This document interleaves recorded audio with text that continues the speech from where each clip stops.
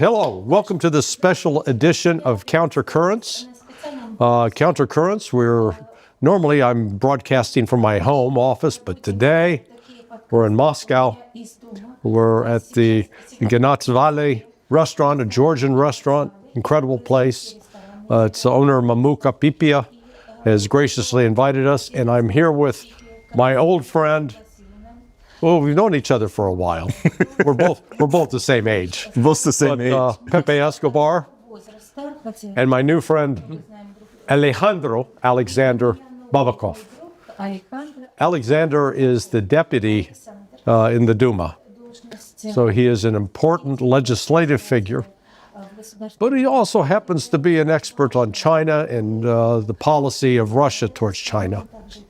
So I think what we're going to focus on today is what I believe is, and I know that Pepe believes it as well, we're witnessing a revolution that is as consequential as what happened at the end of the Great Patriotic War, the end of World War II, when there was the creation of a new international financial order, a new international political order. That order is dying, and something new is emerging.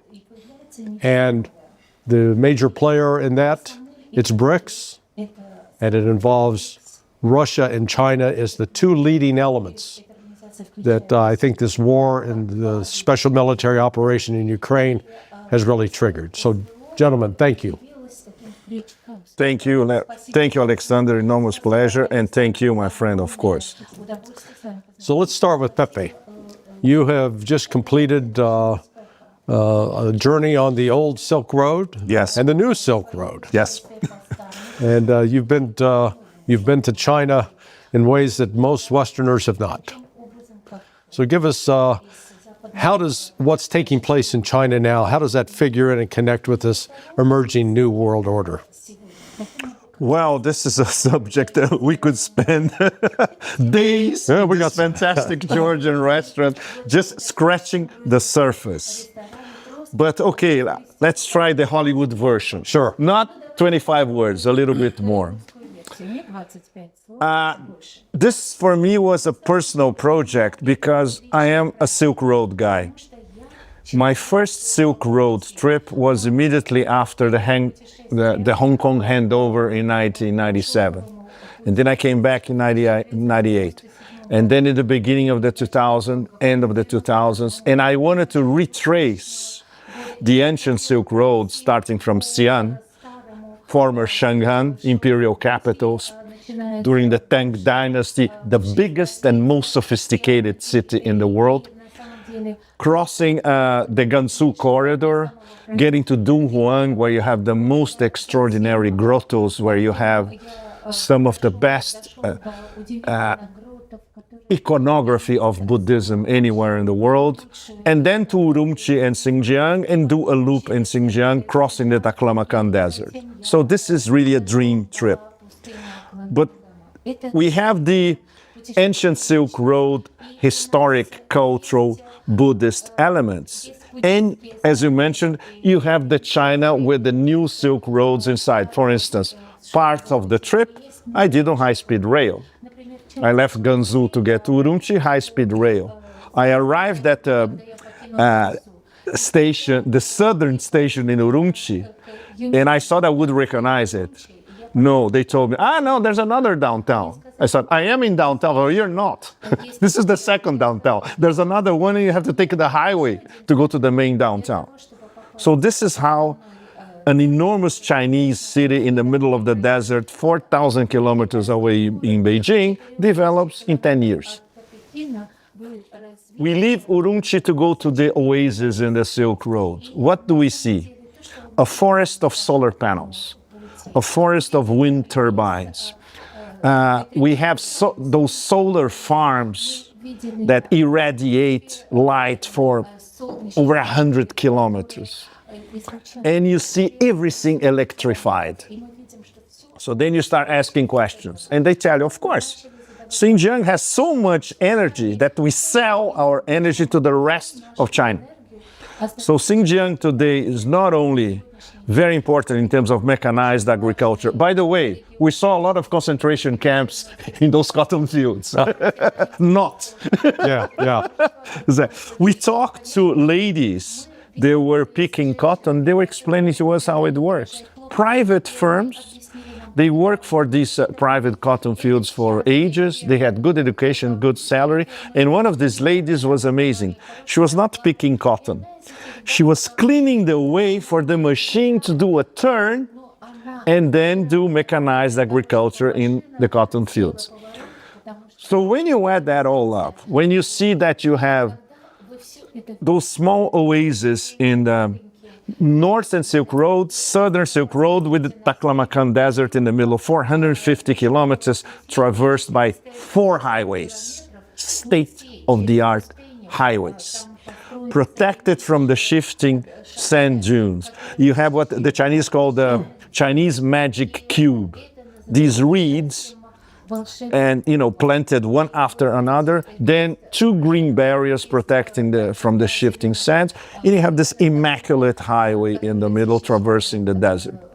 And you have a green belt in the north, a green belt in the south, which is one of the most extraordinary environmental projects of the past few decades, in fact. And then you arrive in the great oasis of Kashgar, which is the classic great oasis of the Western Silk Road. And now it's a big city.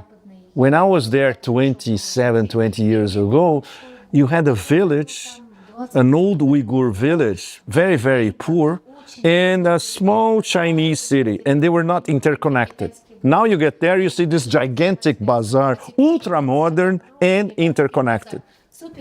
And this is the beginning, once again, of one of the biggest new Silk Road projects, which is the China-Pakistan Economic Corridor. Starts in Kashgar, goes through the Pamirs, 4,500 meters high, crosses the Karakoram Highway, crosses the China-Pakistan border, and goes down. This is one of the most important projects. Everything obviously invested by China. So in a trip like this, we see so many different layers of, it's the title of one of Xi Jinping's book, The Modernization of China. And you see in front of you, in this area that has been harassed, demonized, and pigeonholed by the West as a bunch of slaves working in concentration camps. You don't see the slaves, you don't see the concentration camps, but you see the modernization with Chinese characteristics working for Han Chinese, Uyghurs, Kazakhs, Kyrgyz, Mongols, everybody that lives in that area, interacting. The Buddhist past is very important. It's fascinating. Sometimes I was asking people, are you Muslims? And they would they have a little smirk. Basically, in their minds, they're still Buddhists. So there is this interaction of the old Buddhist past of the Silk Road with Islam that arrived only the 10th century. And they are not hardcore Islamist types. You don't see them anywhere. And the people who were traveling with us, they were all Uyghurs. Our land producer, our drivers, and all that. And everything that we asked, we had full access. We entered their houses, we crashed their weddings, literally. We ate their extraordinary cuisine everywhere. And when we changed from Uyghur land to Pamir lands, which are basically Tajiks with some, let's say, Kyrgyz nomad cowboys in the middle, it was a seamless transition, And they were part of the new economy as well.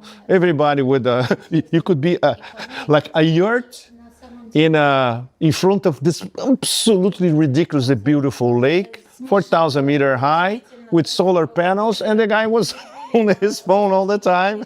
He had an electric SUV by his side. He was living, as a Kyrgyz cowboy, he was living the Chinese dream as well. So you see this everywhere you go.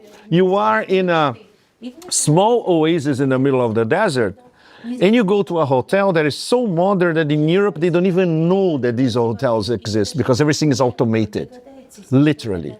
And it costs $70 a night.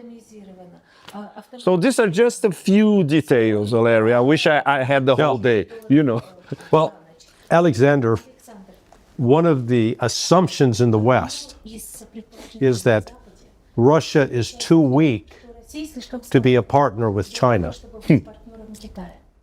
And yet, what I've seen over the last 2 years is that the partnership between Russia and China has become closer and stronger. How do you assess it? I'll start with that. All right, folks, hold on just a second. We've got something important to share with you. First off, a big thank you for all your incredible support. Our team's been putting in the hours, really working hard to bring you insightful guests, new and improved formats, solid, high-quality analysis every week. Our next goal, hitting that 100,000 subscriber mark and getting that silver button. Let's make it happen together. Every like, comment, share, and subscription truly helps us grow and keep improving. All right then, let's get back to the video. And then I would like to comment what Pepe has said. Well, the things that bring together Russia and China are not always material. Do you hear me? And the size is of no relevance here. There are things that join us together, that unite us. We have the same attitude to traditional values, our own culture and history. And 5,000 years is the history of China, and Russia has also a very long history, and a careful attitude to that brings our peoples together. But there is something else that we have in common. Just imagine leaders of states burdened with huge power, colossal power, who hold a huge potential in their hands for the present and the future of not only these countries, but for the whole world. And they are talking with each other in an open fashion, and they reach agreements on matters that are of principal importance without signing any documents, and then they fulfill all their commitments. And they protecting their own interests, they find opportunities to plan the future of many countries, and primarily China and Russia.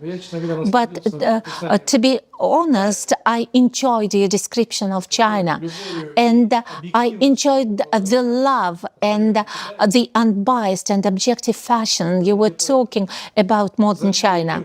And I envy those who are subscribed to your channel, because they have an opportunity to get much more information. But I'd like to add some dry statistics, dry facts. Because what has China done?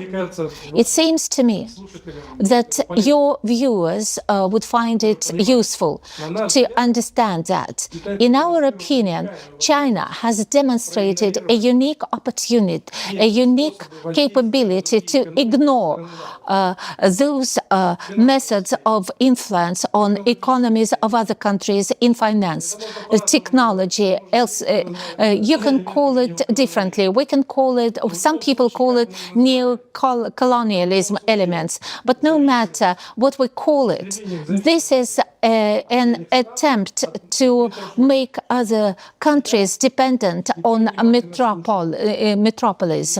And China has listened carefully, has communicated very attentively, but did everything on its own. Why? Because at some point in time, the Chinese leadership became aware that profit cannot be the goal of development. Profit is a general benefit for each and all. When they made that decision that it is not the profit that is the goal of economic development, but a new, better quality of life, this cardinally changed their opportunities to achieve that goal and their upside potential. They saw, what does the Rome Club tell us about, the well-known Rome Club? There is no money, there is shortage of resources, there is shortage of food, the population is too big, etc. And these are the principles that they built their forecasts on, and their forecasts are not true to life. What does Chairman Xi say? What does our president say? The world resources are limitless. We can feed everyone. We can clothe everyone. We can create favorable conditions for all. What do we need? We need goal setting. And Chinese goal setting is not generating profit or making more money today than yesterday. No. The goal is to create the right environment for human development, for collective development, for the country as a whole. It is the upside potential that guarantees achieving the highest, the dreamed for goals. And it relates to everything, including technological solutions. You've seen mind-blowing technological solutions that are aimed at quality improvement of the life of Chinese people. But it is not only that. China can export that. But the key thing is that China started with finance. China created an independent system from those conditions that were set by the West for other countries. For China or even for Russia of 1990s, the West was writing rules when countries could develop only relying on the amount of money that the metropole left for that country. Well, you will have as much money as how much oil you have sold. And this was in ancient times when there were real colonies. And the same is happening in the modern environment. And China closed it down and said, in terms of money to develop China, we need as much money as we have sufficient money for our projects. The money mass in the Chinese economy is higher than the United States and the European and Japan have taken together. And so China made numerous elements of the economy move together. They armed their people with resources to push the development forward. And China does not have any tasks that are not achievable. For any country, there are certain constraints. There are constraints that can be described as the number of projects that can be implemented. Well, this freedom of decision-making and setting a new goal, the quality of life, this is something that the West has not yet understood, and it will have to accept that China will lead the world, and then other countries will follow China. Pakistan, who has the same mindset. India thinks the same. Now Russia has its own vision, and our principal goal today is not profit-making, not increasing the GDP, but a positive resolution of demographic problems, not only maintaining the population, but increasing the population. And it is not a quantitative, but a qualitative goal. Absolutely, yeah. Go ahead. Wow, that was an excellent explanation of socialism with Chinese characteristics, in fact, which is based in meritocracy. It's based on hard work. It's based on subsequent 5-year plans, like they were just discussing in Beijing only a few days ago, will be approved next March at the 2 sessions. But this is not only until 2030. They have already planned all the way to 2035 as well. And all the basic tenets of the development after that it's already outlined. When they came up with Made in China 2025, that was 10 years ago. They said, 2025, where we are now, we have to be either the leaders or 1 or 2 in these top 10 high-tech sectors. They are 80% fulfilled. Yeah. It's absolutely extraordinary. It's not a miracle. Why? The synergy between investments from the central government, investments from the provincial governments, and investments from these big companies like Huawei, which has a research center that is probably the best research center on the planet, and with practical applications like making the best smartphone on the planet, even under sanctions. And now, every expert was saying they will never build a lithography machine like ASML. It's going to take them 10 years. They build it in a few months. They are already testing it, and next year they will be producing the first Chinese lithography machine capable of producing 3 nanometer semiconductors. It was turned the whole thing upside down. And nobody saw this coming, especially big tech in Silicon Valley. They never saw. The NVIDIA guy didn't know that it was. The NVIDIA guy, Jensen Huang, few days ago, he said, China is only nanoseconds behind us. He already knew that there are many super seconds ahead, starting from next year. How do you do this? Hard work and planning. I can explain that. You know, if you have a different economic objective, a different goal, I can give a simple example. 25 years ago, China did not know what fast trains are, what fast highways are. And today they have the biggest network of high-speed highways, 46,000 kilometers.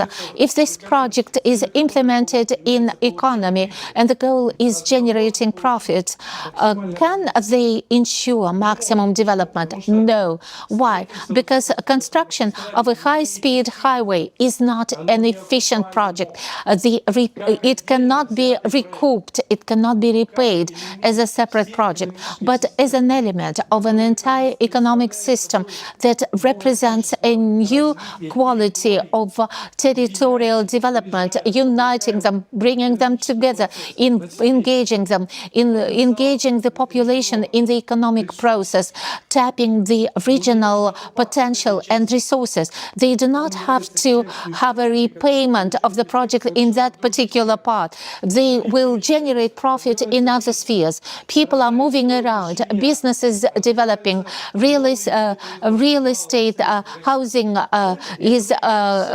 prices are growing, and the entire country and the population will win. There is no element of a small profit generated here.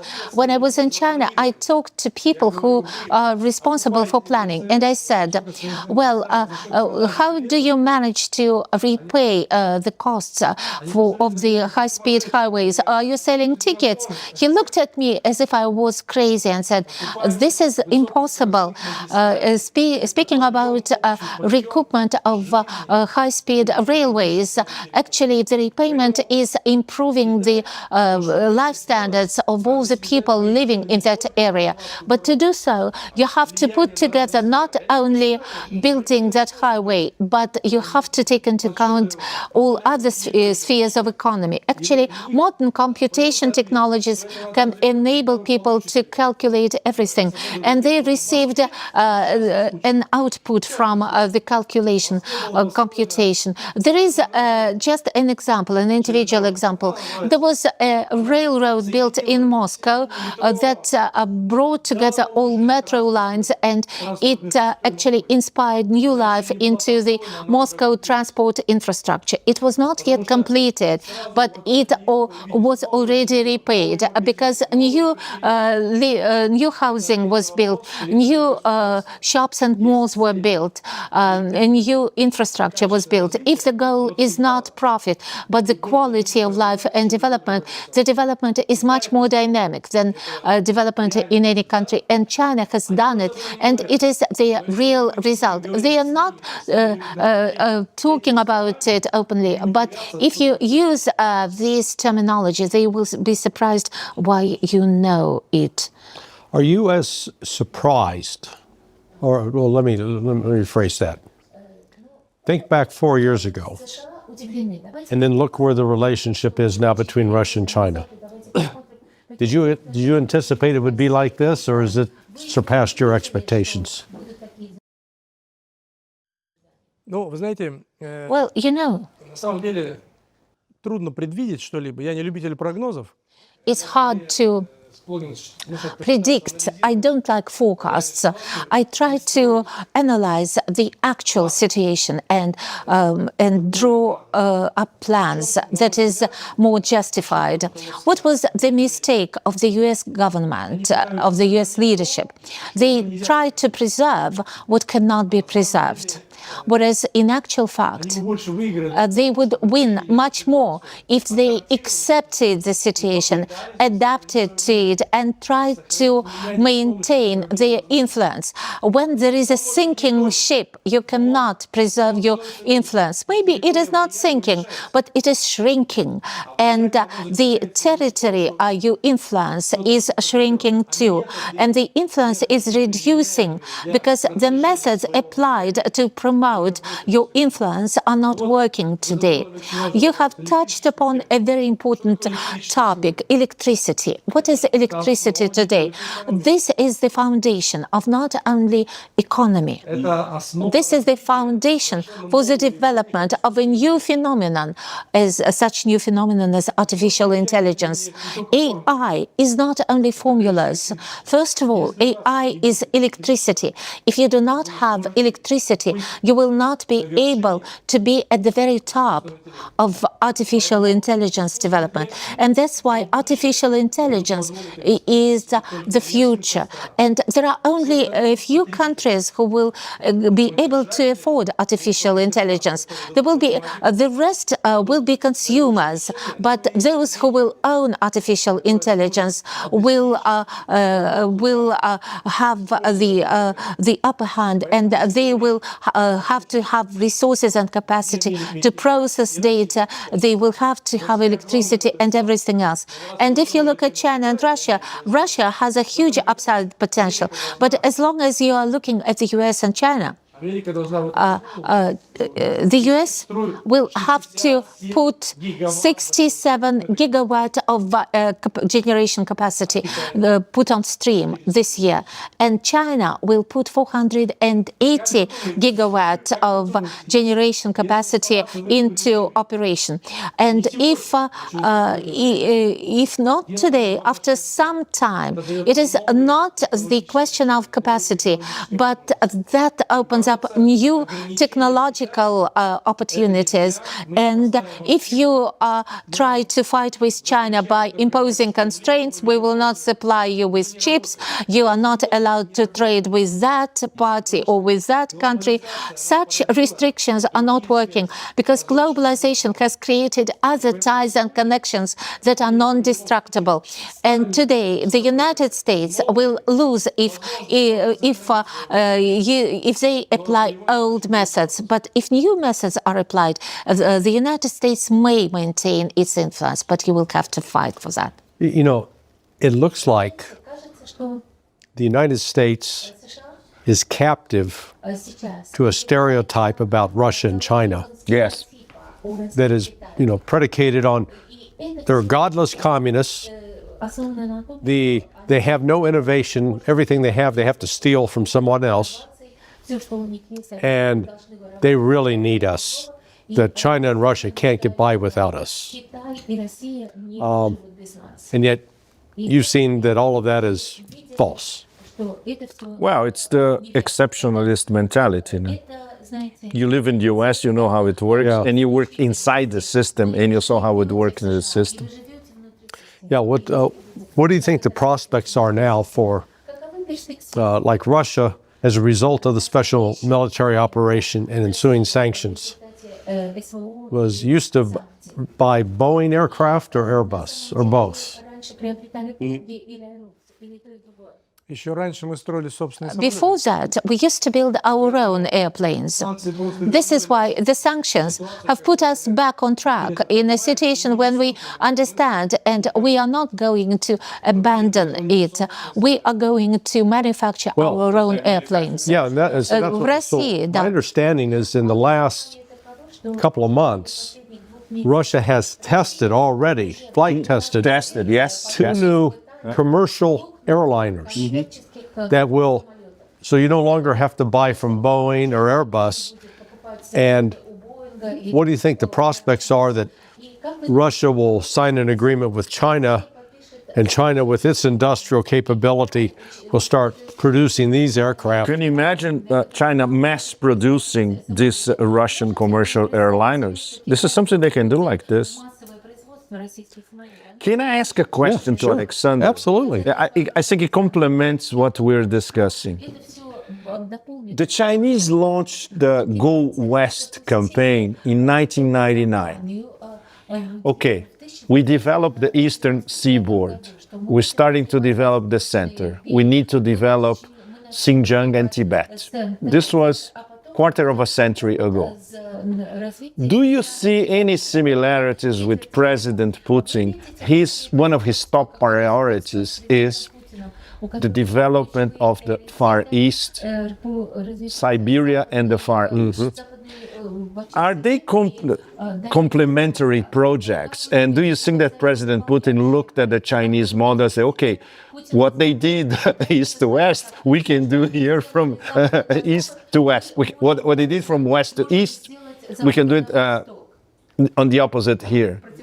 Because it's a national project of development, an area in Russia that was neglected so far, right? Ну, я здесь согласен. Well, I agree with you, but at the same time, not quite. In fact, we are currently developing Структурный проект infrastructure projects in the direction of China. Well, not only China, let's say to the east. But why? на Западе Because the West has rejected our resources. экономики. But the purpose of the development of Russian economy cannot be overseas oriented. Богатый, It is хорошее направление. It is a good direction. This is a profitable direction. But the purpose of the Russian economy has to be development of the domestic market, building sovereignty at the expense of the internal resources.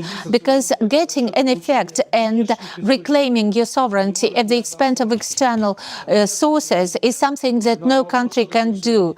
And because the answer to the question, what sovereignty is, lies in domestically. Development of our own resources, key economic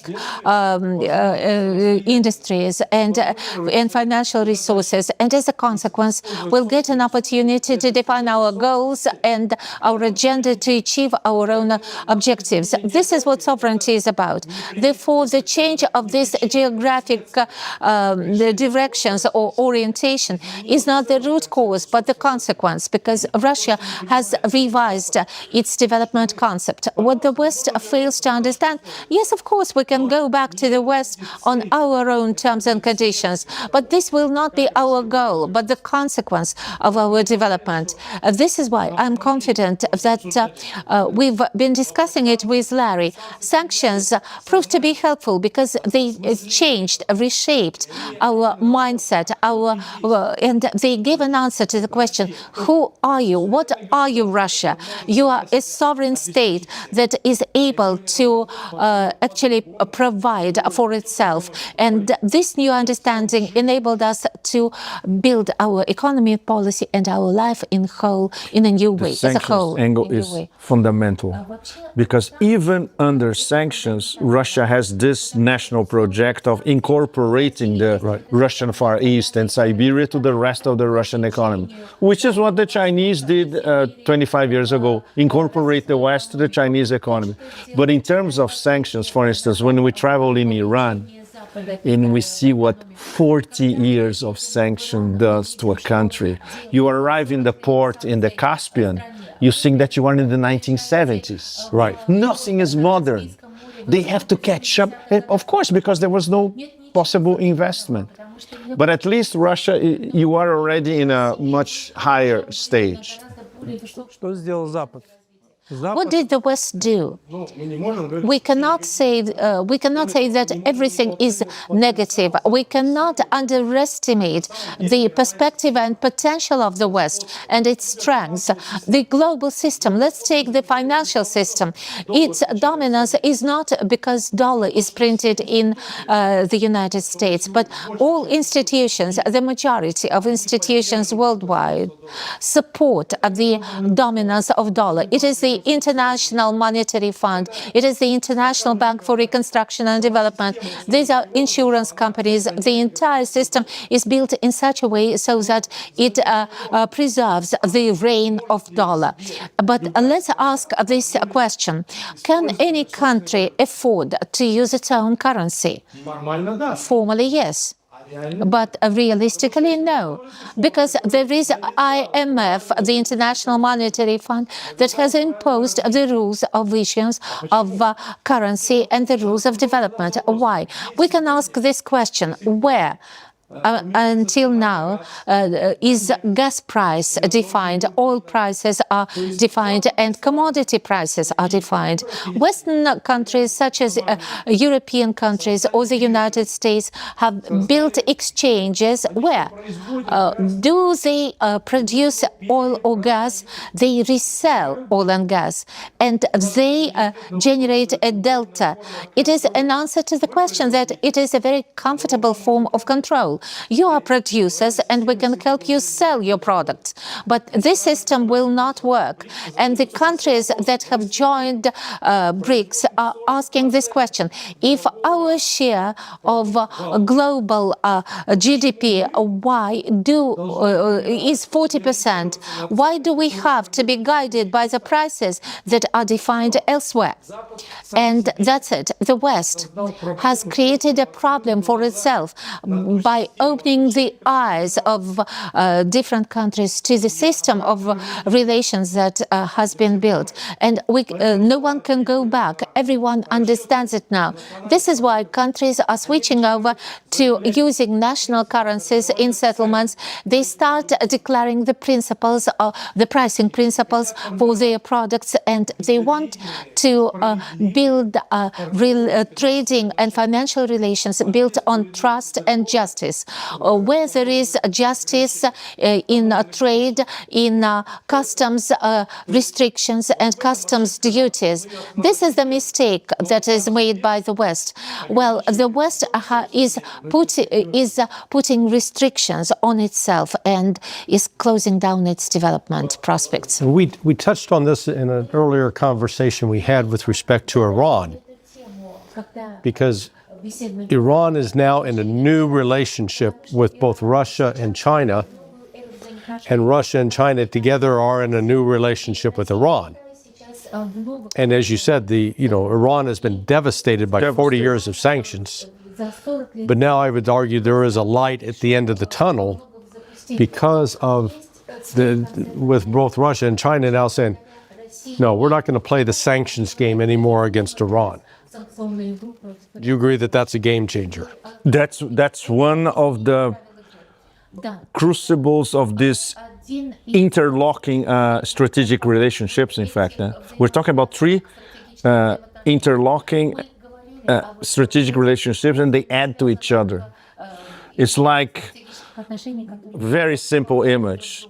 Russia and China have Iran's back. It's a very simple way of putting it, but that's what it is. And this, if there is another 12-day war, this is what's going to be.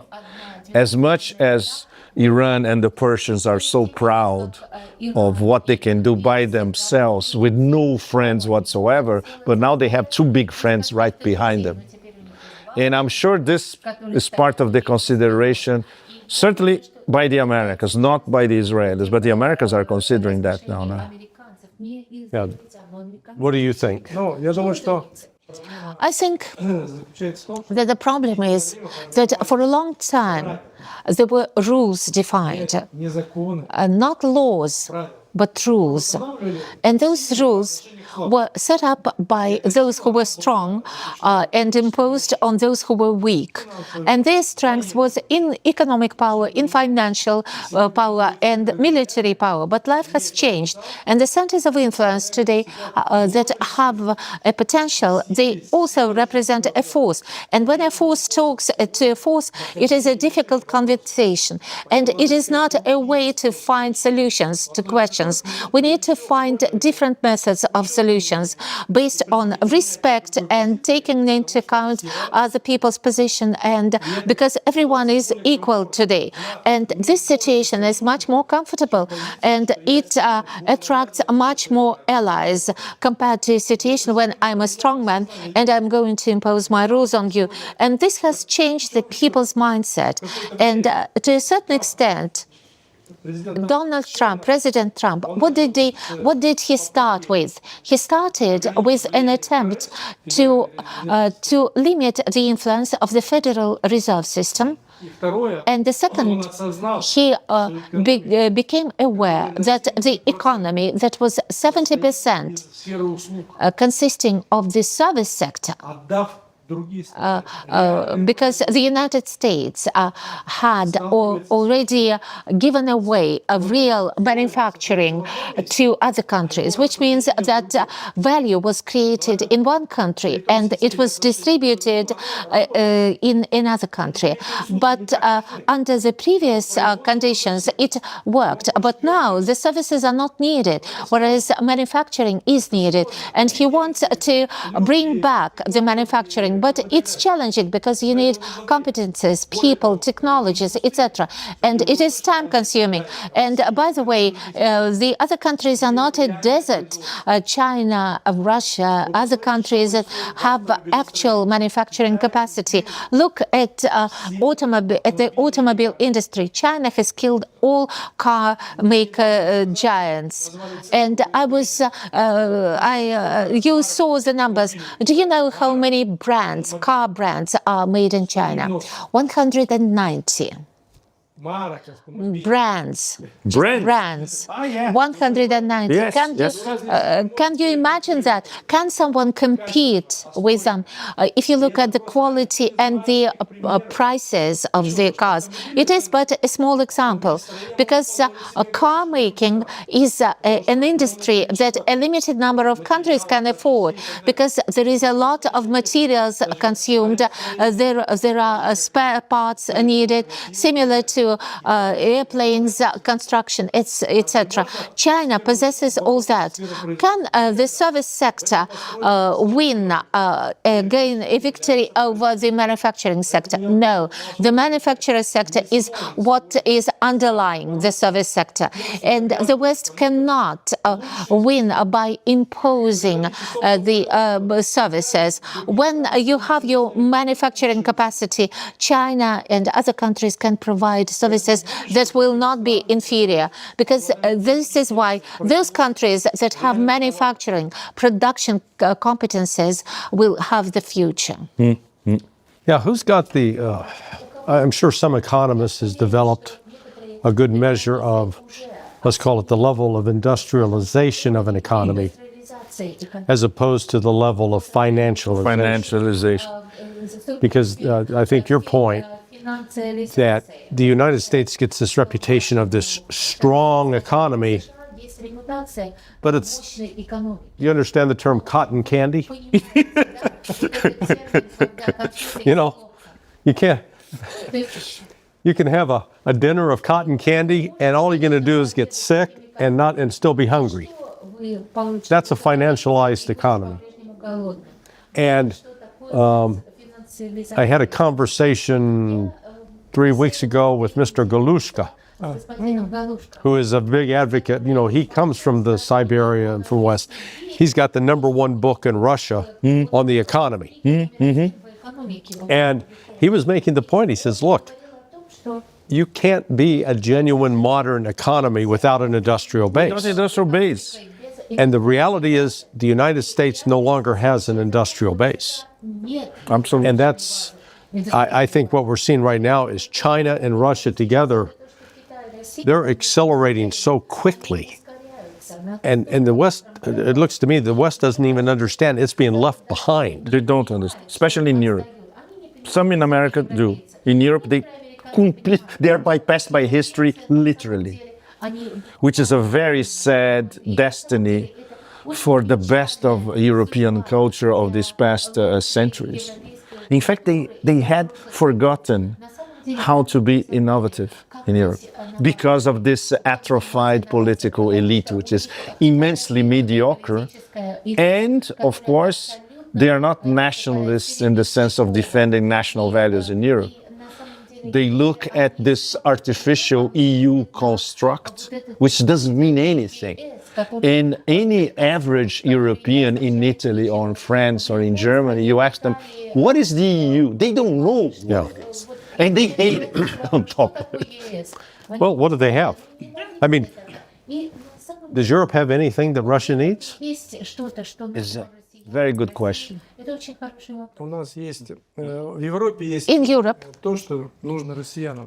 there is something that Russians need. First and foremost, Их пример. the example how not to do things. How not to do that? Yeah, I agree with that. Perfect. Yeah. Yes. Or watch what they do the opposite. Или не делайте так. Or don't do it this way. Yeah, and that's been my analytical point all along over the last, year and a half. Russia does not need a thing from Europe. There's no natural resources. There's no innovative, cutting-edge technology. Even the wine that Russia's starting to make is as good as what France. Wine from Crimea is fantastic. Yeah. Они своими руками They actually destroyed the beautiful picture that they imposed on the entire world with their own hands. That beautiful image had very hardworking and very efficient German workers. That image had smart and brainy Brits, and everyone was there. I do not want to insult anyone. We respect the history and culture of European nations and their abilities. But if we look at Europe and try to answer the question why today Germany, that used to be so hardworking and uniquely capable, has transformed into modern Germany, then the answer to the question is very simple. Maybe it took them long decades to buy cheap gas from Russia and build that beautiful, and at the expense of that, they built an industry that was the locomotive, the engine of European economy. Why today, when they have refused to buy cheap gas, and not only gas, why they have rejected any relations with Russia, they are falling into a precipice? Why? The answer is here. You should not look for it, because they destroyed that image, and it turns out they were exploiting the good relations with the Soviet Union and Russia. Now there are no such relations, and they're now facing the good relationship with the United States. And here you see the result. Well, let's, speaking of committing economic suicide, let's close out with a brief discussion about Venezuela and the United States seemingly trying to commit a form of suicide there as well. How far, some fear that there might possibly be Russia intervening on the side of Venezuela. How likely do you think that is? Ну, у нас отношения тоже юридические. Well, we have a legal treaty with Venezuela, and I think that it is an important factor, that treaty, but the principal factor lies within Venezuela, because it is a country where people trust their leadership. And it is sufficient to visit that country to see that the attitude to the leadership is quite sincere, that the leadership is working to ensure the independence and sovereignty of their country. country, the West, and in this particular case, the United States, is counting that this link, this connection between the people and the leadership can be destroyed due to problems with availability of food, healthcare, etc. But people who love their country can easily suffer and survive temporary difficulties, and this strengthens the consolidation around their leadership. And the fear of America, the fear of Americans of invading Venezuela and human life losses is something that stops them short. Therefore, putting the stakes on bourgeoisie and on the fact that on alleged lack of readiness to protect their country, that does not work with Venezuela. By the way, will Frenchmen go and defend the European Union? The European Union is nothing but a bureaucratic substructure. Let's hope that they will defend their own country, like Germany or French. And people need to love and respect their history and their country, and it has to be developed. You cannot sell it. The fact that there are warships blocking Venezuela is something that strengthens, that consolidates Venezuelan people, and a simple blockade cannot be a solution. And given that this acquires given that more and more countries are supporting Venezuelans, I think that Americans would be afraid to use force. They will hope that they will be able to buy Venezuelans, but not everything is for sale. Well, Yeah, a white coup or a color revolution or buying a color revolution. what do you think will be the reaction, if the U.S. moves ahead with military action? I don't think they will. They won't, Larry. Yeah. But if they did, what would be the reactions of Brazil and Colombia? It pains me to say they won't do anything. South America is too divided. The opposition inside Brazil, Brazil is a one-trick pony. It's Lula and nothing else.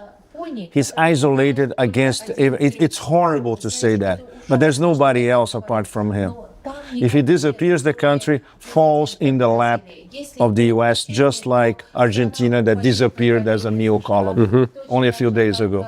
And Colombia is complicated, even though Petro, he says the right words, but he will not go as far as to go on a frontal clash against the empire. So Venezuela will be on its own, only helped by Russia. But that's tricky because this is something we could ask Alexander. Russia has a strategic partnership with Iran, and Russia has a strategic partnership with Venezuela. If Venezuela is attacked like Iran was, would Russia intervene? Ну, есть разные просто статьи в этих соглашениях. There are different articles in the treaty. Speaking about Iran, we have a strategic partnership, but in military terms, there are certain provisions and certain clauses. But we understand that it does not boil down to specific articles of a treaty. We need to understand that the voice that is heard at the diplomatic level, even at the level of ordinary citizens, is heard stronger and stronger. It is not that easy for everyone else to imagine why such intervention will be needed. The American leadership cannot explain to its own people why they need to intervene. And it is also a problem that has to be taken into account. I think that if there is, the more openness there is, the fewer chances will be for any direct military intervention. And this is extremely important to us to preserve peace in the region, because it is relevant to each and all, and it affects the United States even. even the United States. If the U.S. goes forward with this, and we'll close out with this, it could actually be maybe sort of the final turning point to recognize that the UN Security Council is no longer useful. No longer useful. And that there needs to be a change, that the countries like India need to be represented, Brazil need to be represented in something like the UN Security, in a new Security Council, because the existing one's a failure. И другие условия взаимоотношения стран. Более того, Yes, a change in the relationship between countries. And I think that there is no one who can forecast the consequences of such a conflict with Venezuela, because there might be very unexpected aspects of that standoff with the United States. And I think it would be a huge mistake, and the United States could be misled if they think that such a local military operation would not have any consequences for many countries and for the global situation as a whole. Therefore, politicians' responsibility should be such that they should take a broader view rather than a local view. And they need to be responsible not only for the destiny of their own people, but for other peoples as well. I think and I hope that the incumbent leadership of the United States will have enough common sense not to commit stupid things. Let's hope. Gentlemen, thank you so much. Pepe, always a Thank you delight. so much. Alexander, Thank you, thank you. Alexander. This has been Countercurrents. If you enjoyed it, please hit the like and subscribe button. We'll continue to build the number of viewers. Thanks for watching.